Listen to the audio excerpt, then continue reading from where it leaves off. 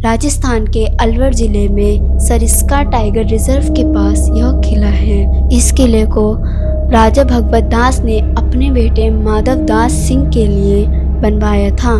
दोस्तों, आज हम बताने जा रहे हैं एक सच्ची घटना भांगड़ किले के बारे में।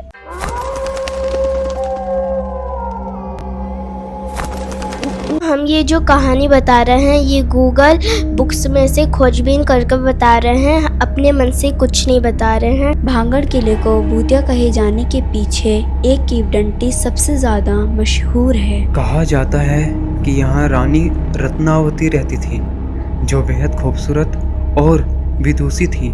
आसपास के कई राजा और तांत्रिक भी उनकी सुंदरता के दीवाने थे। इसी इलाके में एक सिन्हा नाम का एक तांत्रिक रहता था, जिसे काला जादू आता था।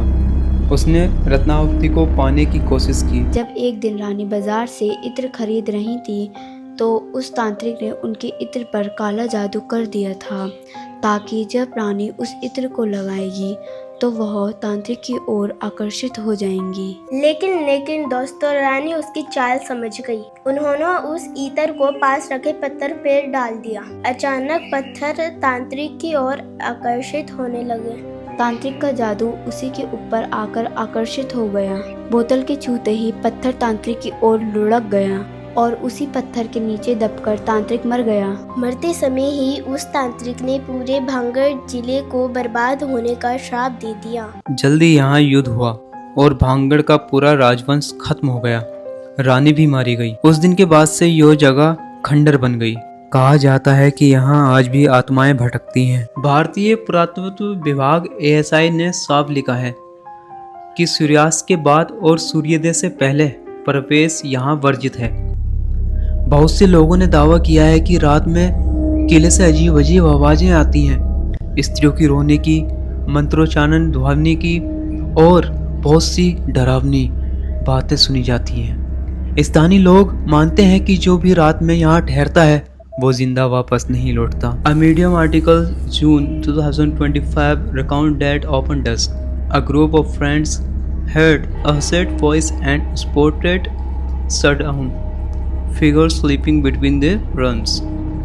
एक व्यक्ति ने मधुबक की यात्रा के दौरान लिखा है कि जिसे एक अंधेरा छाया, उसने खंडरों के बीच धीमी आवाजें और परछाएं देखी, मानो कोई छुपके उनको देख रहा है। बेसिकली दोस्तों, टाइम्स ऑफ इंडिया में भी ये लिखा है कि वहाँ से फुसफुस आने की आवाजें और अचानक ठंड महसूस होना, ये सब वहाँ होता था। कुछ साल पहले दिल्ली के 3 कॉलेज स्टूडेंट, जिनके नाम गुप्त रखे गए हैं, एडवेंचर के लिए रात में भांगड़ किले के अंदर घुस गए।